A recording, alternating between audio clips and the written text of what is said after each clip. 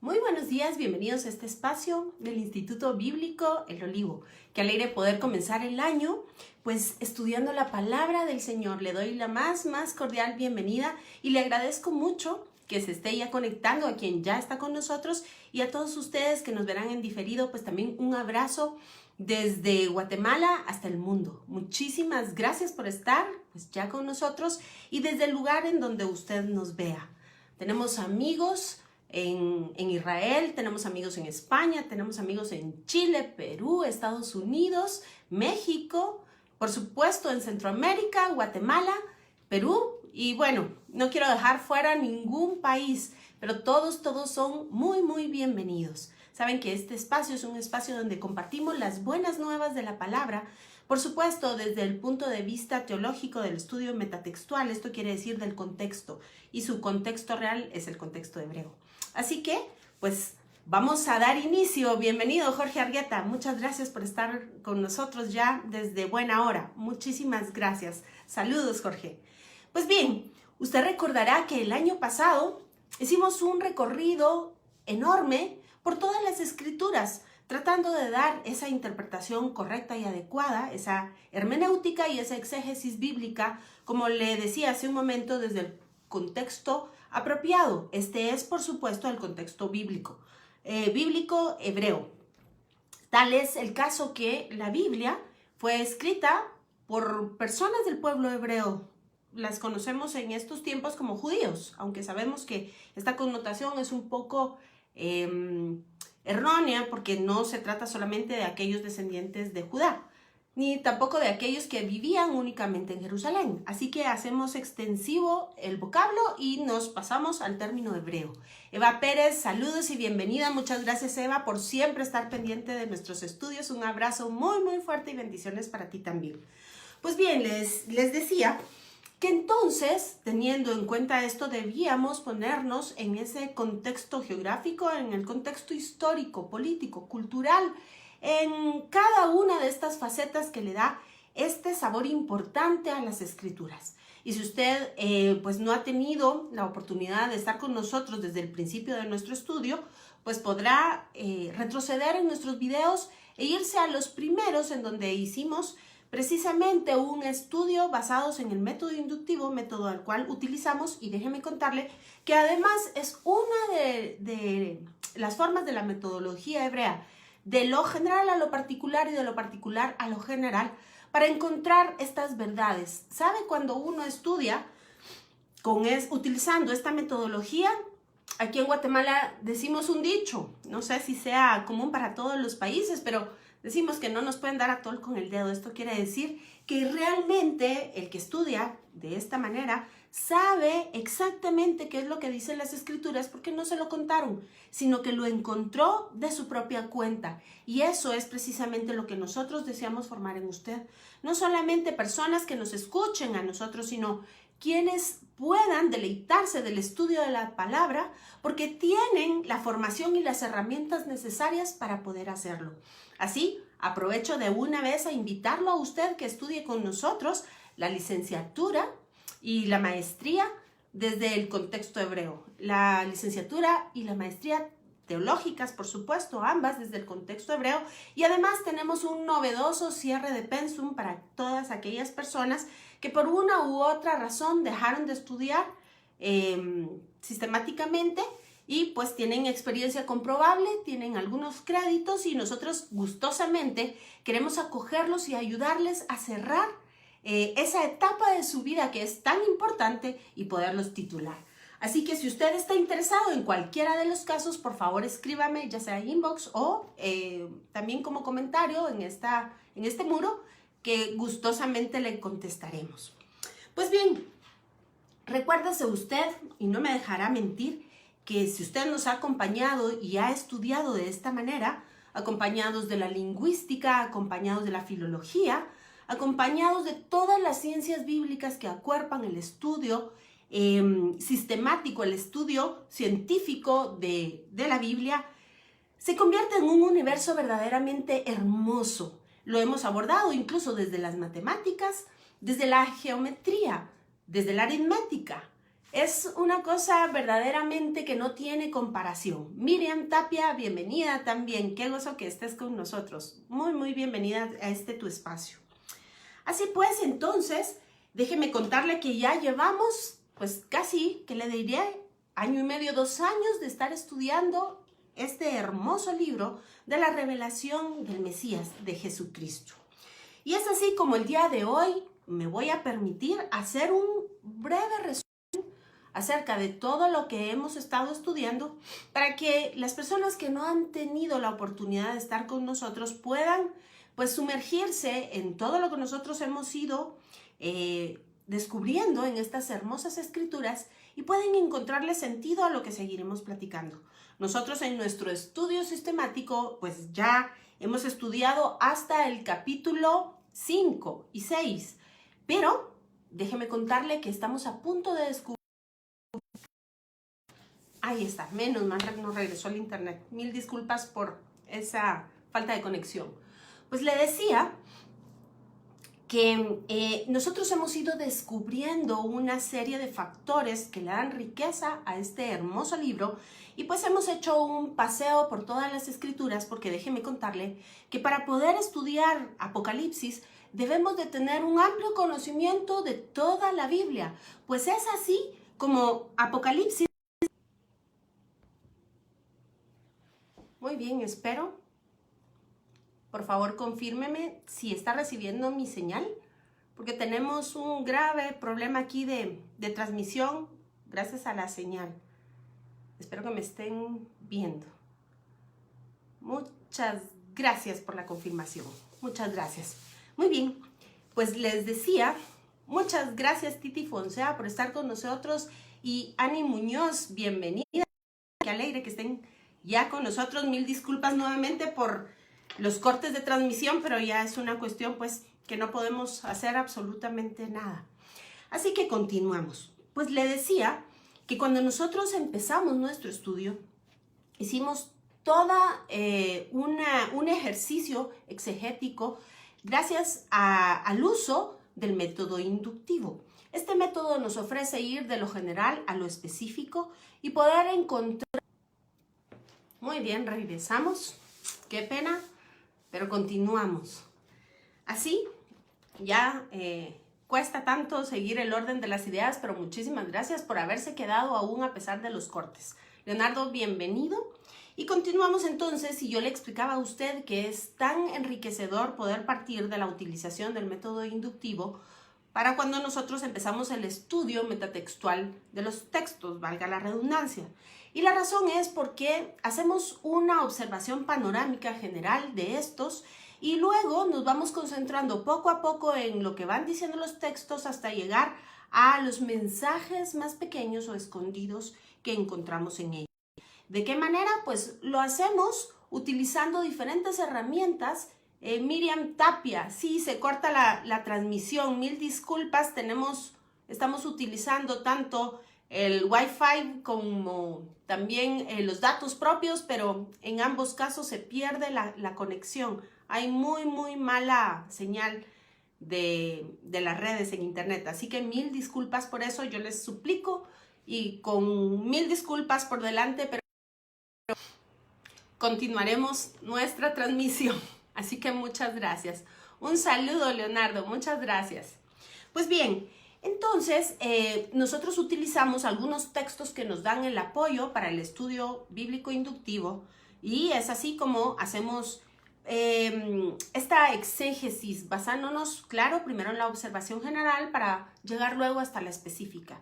Vemos la forma en que están planteadas, la relación de los tiempos, hacemos una relación geográfica, hacemos todo un marco cultural, un marco que sitúe a las escrituras, al autor, a los destinatarios y el mensaje de esta. Y cuando pasamos ya entonces a hacer ese estudio propio del mensaje, nos vamos hacia la lingüística. Por supuesto, es importante entender que el libro de Apocalipsis está escrito en griego llamado kiné o koiné, como se conoce en español. Y esto pues tiene un aspecto que es importante de señalar y que nosotros muchas veces lo enfatizamos, porque es básico y fundamental para el estudio de las escrituras entender que aunque si bien se utilizó la lengua griega para la escritura de estos textos del Nuevo Testamento, esta escritura obedece también a una forma de pensar que no es propia a la griega, sino más bien la mentalidad con la que se escribieron estos textos es hebrea. Y por supuesto, usted y yo muchas veces hemos platicado y hemos discutido acerca de la razón por la cual la teología hebrea descansa sobre el arameo. Es así como usted puede encontrar en diversos comentarios rabínicos que estos libros están escritos en arameo y la razón es muy simple. Usted se puede ir al libro de Esdras y de Nehemías y encontrar que cuando los judíos regresaron del exilio babilónico, la mayoría ya no hablaban hebreo sino arameo. De hecho, vamos a estar la próxima semana platicando acerca justamente del alfabeto hebreo, el alfabeto que se ha llamado pictográfico o paleohebreo, y vamos a discutir acerca de cuál es la verdad científica que se ha encontrado al respecto. ¿Es un abecedario, un alfabeto que obedece a la escritura del idioma hebreo o qué sucedió ahí? Porque es importante tener todos estos conceptos claros para poder dar esta interpretación adecuada. Pero regresando al contexto hebreo y a la manera de pensar de aquellos escribas que pues imprimieron estas hermosas palabras que para nosotros son mensaje de vida en el tiempo del primer y segundo siglo, déjenme contarle que sí, efectivamente se hizo en el idioma griego, pero la forma de pensar era netamente hebrea. Una de las razones es porque se estableció nada más una aproximación lingüística entre el pensamiento hebreo porque no encuentra su sinónimo en el griego. Es decir, no hay palabras que den respuesta equitativa, digamos una por una, en esta ecuación de la traducción de un idioma al otro. Es así como nosotros es imperante que hagamos entonces ese traslado mental desde la exégesis que bien pudiese llamarse griega, porque recuérdese usted que ellos, empezando porque son pueblos paganos, que no tienen por supuesto la conceptualización de un solo Dios, y entonces en ninguno de los casos podrían dar una explicación teológica adecuada a lo que se explica en el Antiguo Testamento y que se pretende dar por respuesta o por explicación más amplia en el Nuevo Testamento. Es así como Juan y todos y cada uno de los escritores del Nuevo Testamento hacen este viaje lingüístico de un idioma a otro y por supuesto de la teología que está respaldada desde los tiempos del retorno del pueblo de Israel a Jerusalén, y en el cual se escribieron los diferentes Targumim, que son los libros que registran estas explicaciones ancestrales, como le he contado, escritas en el arameo y que además alojan o albergan entre sí también las propias escrituras de la Torá y de los profetas. Es importante señalar que no hay un Targum acerca de los escritos. Estos Targum ofrecen entonces la transcripción propia de las escrituras del Antiguo Testamento y su interpretación basados, por supuesto, en esta ley oral que fue dada de generación en generación y que en ese momento quedó registrada. De tal manera que después los rabinos, que se llamaron así, créame que hasta en el segundo y tercer siglo, quienes eran exégetas y lingüistas, se dieron a la tarea de ir tomando todas estas enseñanzas ancestrales del pueblo y todo lo que estaba descrito en los Targumim. Y así fue como se fueron dando los diversos comentarios que se registran hoy día en el Talmud, y estos son la Mishnah y muchos otros, de los cuales pues no nos interesa hablar, y de los cuales también debo de señalar que es imperante que usted sepa que no es tan fácil como solamente leerlos y poder entender todas las explicaciones rabínicas que se pretenden hacer de las escrituras. Es importante tener en cuenta también para estos estudios el contexto histórico de cada uno de los lingüistas que plasman en ellos sus comentarios, porque hay unos que están, por supuesto, influenciados, como, bueno, es decir, todos, desde los momentos sociales que les tocó vivir, y déjeme contarle que es ahí precisamente en donde se registran comentarios que incluso pudiesen ser hasta en contra de nuestro Mesías. Por esta razón es que en diversas escuelas y esta corriente que se ha dado en llamar de las raíces hebreas, y conste que no podemos generalizar, pero en muchos de los casos han llegado incluso hasta apostatar de la fe, han llegado incluso hasta apartarse de proclamar a Jesucristo como el único Dios y Señor.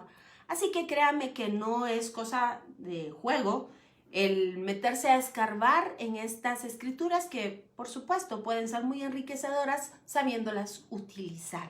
Así que, por favor, si usted escucha mi consejo, en ninguno de los casos se meta al internet a buscar y buscar, porque va a encontrar, en la mayoría de los casos, cosas que no aprovechan.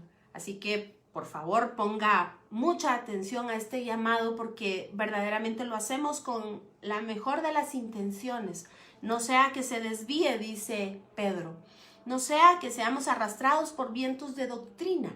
Si usted está en nuestro curso de pinceladas, precisamente hablé de esto el día lunes por la noche. Y si no está, pues lo invitaría para que el día de hoy nos pueda acompañar a la última de nuestras clases de este hermoso curso libre que dimos, pues con el respaldo de NIU, Northern International University. Ya fue nuestro pinino. Empezamos ya con estas acreditaciones internacionales, y déjeme contarle que estamos acreditados en más de 160 países en el mundo. Así que si usted está interesado en poder estudiar la Biblia desde el contexto hebreo, sea bienvenido. Escríbanos por favor en nuestro muro o inbox, o bien si usted tiene los contactos, yo le daré el número al cual puede escribir en WhatsApp en Guatemala para que se contacte con nosotros. Y bien, pues continuamos. Vemos que decíamos en aquel momento que era importante, cuando comenzamos a estudiar, saber acerca de la literatura que se escribió antes de el tiempo de Jesucristo. Esto es un par de siglos antes, y se conoce precisamente como la escritura apocalíptica de Qumran. No que se haya escrito en Qumran, pero se encontró ahí, y pues esta obedece a mucha escritura, y vemos que además siguen ciertos patrones literarios que son importantes, que traían ya como parte del bagaje del pueblo. Pero déjeme decirle que sucede algo verdaderamente hermoso y sorprendente, y es la razón por la cual Juan escribe desde las primeras líneas que hay algo que lo diferencia entre toda aquella escritura de Qumran. Déjeme contarle que aunque si bien la escritura obedece a las mismas características de la escritura apocalíptica, los personajes juegan un papel determinante. Y es que podemos comparar este libro hermoso de Apocalipsis, o la revelación de Jesucristo, con la escritura apocalíptica de Qumran. Y déjeme contarle que los escritores de ese momento pues se escondían tras los nombres de personajes importantes bíblicos, y escribían acerca de una cuestión teológica que se decía que era de común conocimiento en el pueblo. Pero Juan claramente nos establece desde el primer verso que, si bien a él se le está dando esta revelación, el que se revela a sí mismo es Dios mismo. Y vemos que es entonces, desde la primera línea de este libro, que la estructura gramatical nos habla de que es Dios mismo revelándose al hombre. ¿Cómo lo sabemos? Pues muy bien, hay una regla que obedece la escritura judía o la escritura hebrea en cuanto a la cuestión teológica. Y es que fíjese usted que si usted se traslada a Éxodo, usted verá que en todos los términos, cuando Dios hace su revelación a Moisés, la forma en el original que se describe, y que por cierto se pierde tristemente en el español, es más bien a la inversa. Y dice que es Moisés quien está recibiendo la revelación. Pero en este caso vemos que es Dios mismo quien entrega la revelación. Y claro, usted y yo hemos platicado acerca de ese texto de Deuteronomio 6:4, que nos explica que Dios es solamente uno solo. Escucha, oh Israel, el Señor tu Dios uno es. Así que cuando explica acá Juan que la revelación de Jesucristo que Dios le dio para manifestar, entendemos, y no me estoy extendiendo, pero lo invitaría a que busque esos videos que hacemos este estudio exegético palabra por palabra para que ustedes lo puedan entender, pero con la simple forma de expresarse en las dos primeras líneas entendemos que Dios y Jesucristo es el mismo y que Él no comparte su gloria con nadie. Y es entonces como además de, en la sumatoria de la composición gramatical de esta estructura, podemos ver que siendo Dios, Jesucristo y Dios mismo uno solo, entregan esa revelación a Juan y no es Juan quien la recibe. Estoy hablando, por favor, entiéndame, en la forma de la construcción gramatical, que varía. Shalom, Silvita, un abrazo para ti.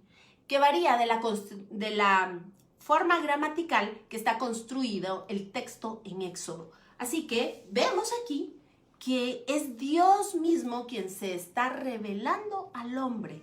Es importante entender estos hebraísmos en la literatura para poder irle dando esa interpretación adecuada.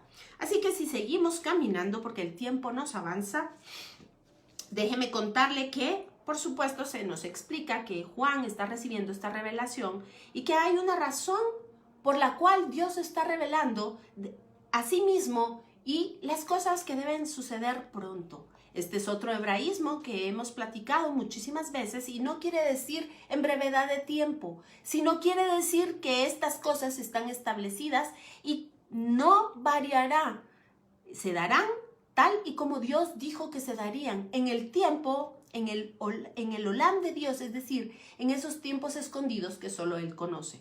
Por supuesto, la palabra dice que Él no hace nada sin antes avisarle a sus siervos los profetas. Y vemos la palabra la palabra profética más segura, a la cual hacemos bien en prestar atención porque todo está descrito en la Biblia. El canon bíblico ya se cerró y todo está escrito y descrito en estas sagradas escrituras. Hacemos bien en poner atención, dice. Claro, hacemos bien en buscar, en escudriñar y en entender correctamente. Un abrazo, Pastora Mari de Mesa, que alegre musicales, y es la manera en la cual Dios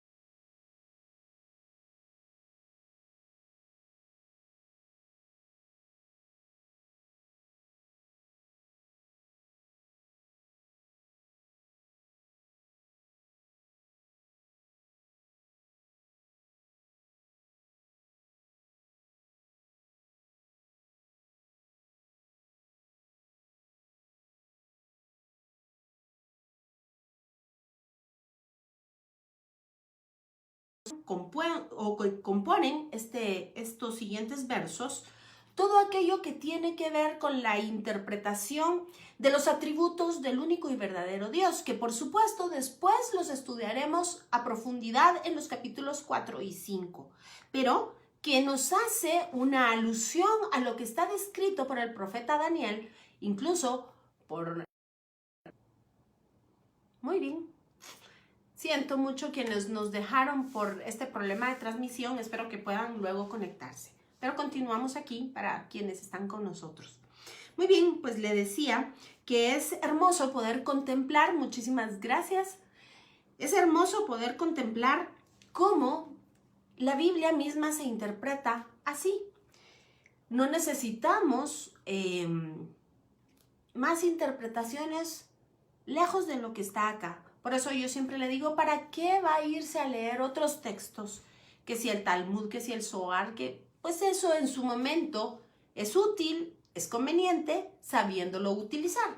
Pero usted sabe, tiene la palabra de vida y de vida eterna en estas escrituras desde Génesis hasta Apocalipsis. Y entendiendo que esta escritura tiene la revelación 70 rostros, esto quiere decir eterno, pues no necesitamos salirnos de acá.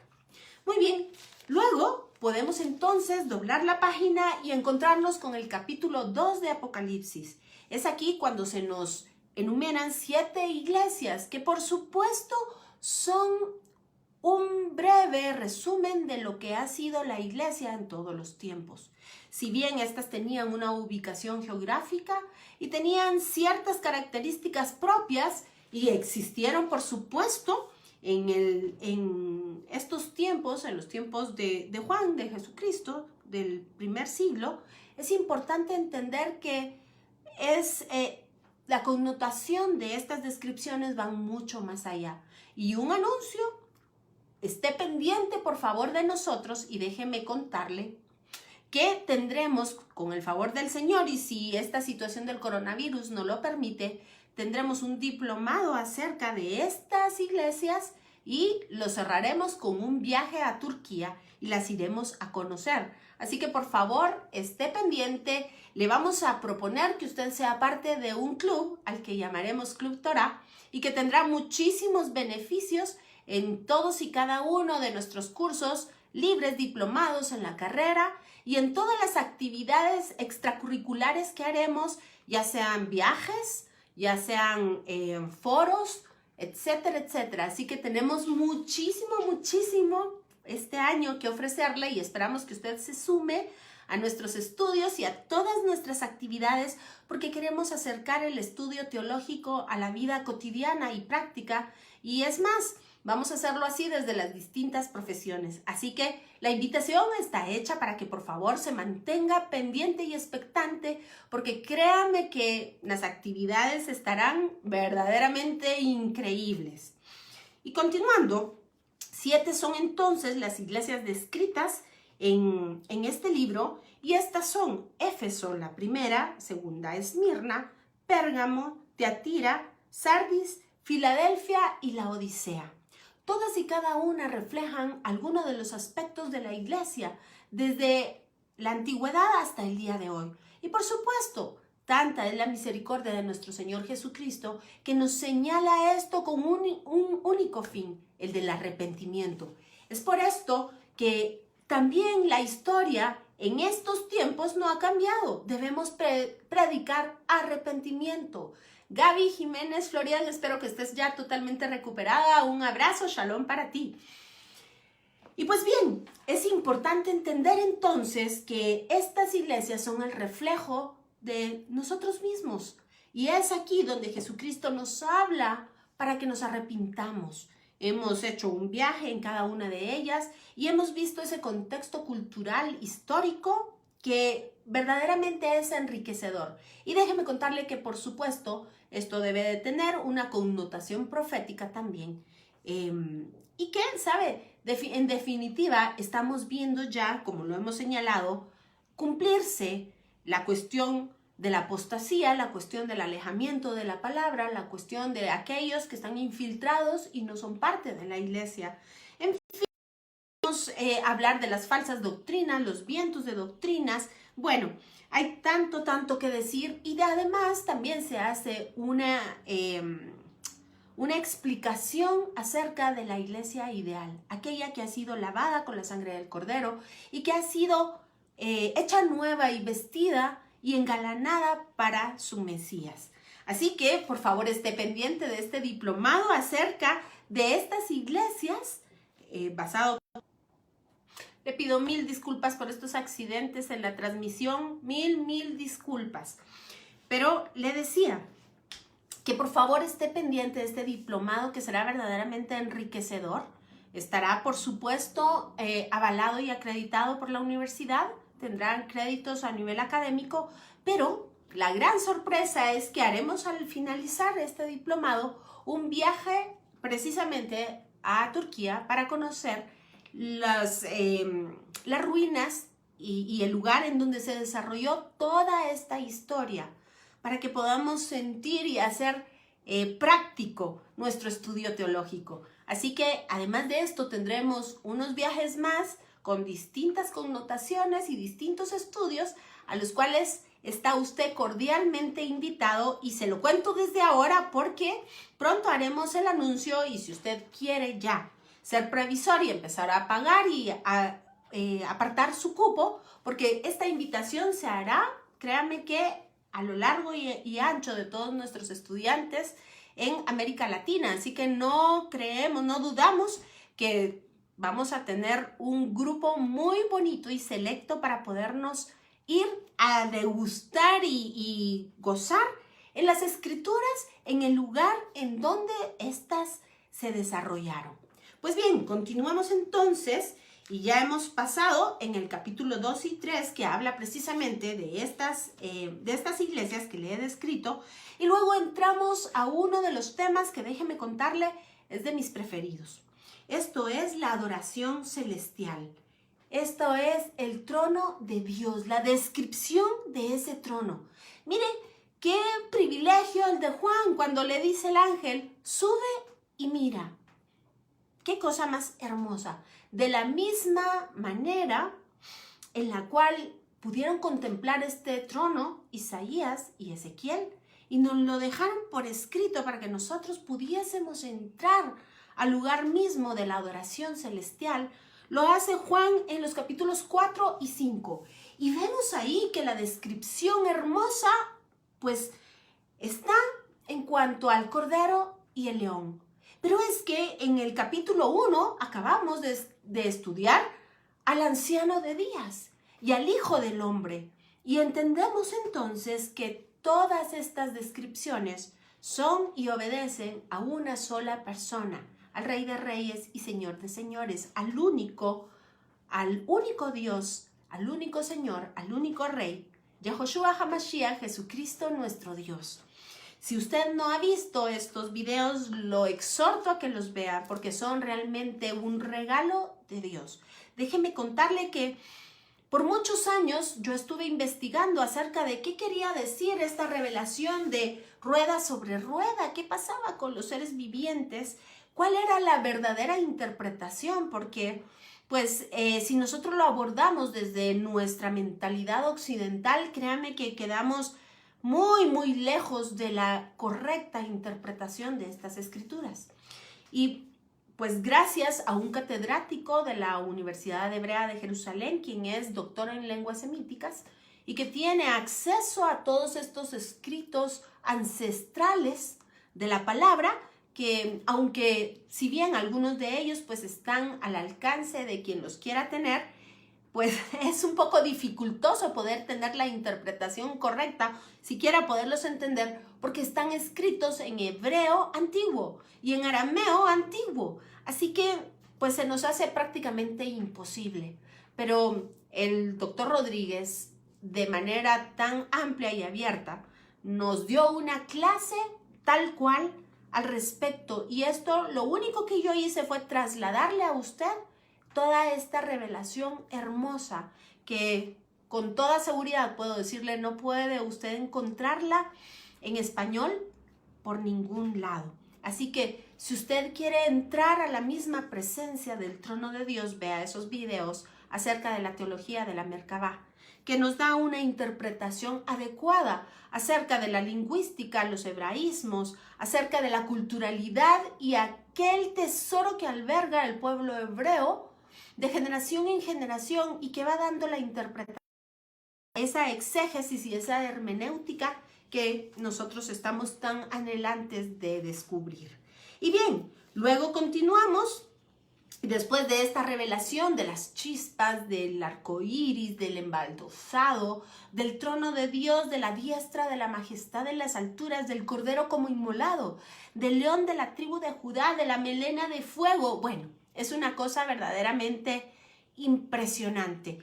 Pasamos entonces al embaldosado, le decía, y después de esto, entonces pasamos a ver las cosas que deben suceder pronto, es decir, que están determinadas para que se cumplan en el Olam del Señor, es decir, en los tiempos determinados para tal cosa. Y es así como entonces estudiamos los sellos y vimos que hay un paralelismo con los textos de Zacarías y nos fuimos para allá para entender cuál es la tierra de la cual se habla y de la cual se hablará en todo lo subsecuente en el libro de Apocalipsis.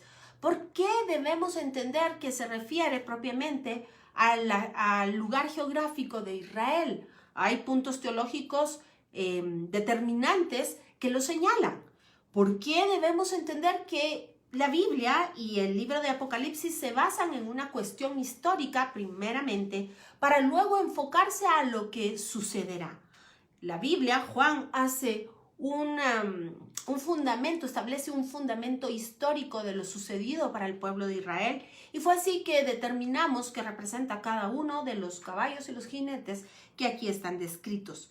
Luego, me refiero al libro de Zacarías y hacemos entonces una exégesis con los caballos y los jinetes de Apocalipsis. Es así como entendemos que los primeros sellos hablan precisamente de esto. Y luego empezamos, y ahí fue donde nos quedamos cuando empezamos a hablar acerca del quinto y el sexto sello.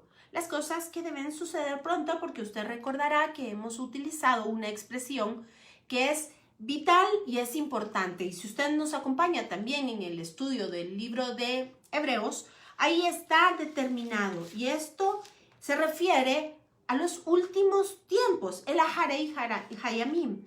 Esto es la revelación del Mesías venido a la tierra y los subsecuentes tiempos hasta su segunda venida. Así que de esto estuvimos hablando y la última vez que usted y yo nos encontramos, hablamos acerca de los terremotos, del sol, la luna, las estrellas y en cuanto a esto lo seguiremos tocando la próxima semana.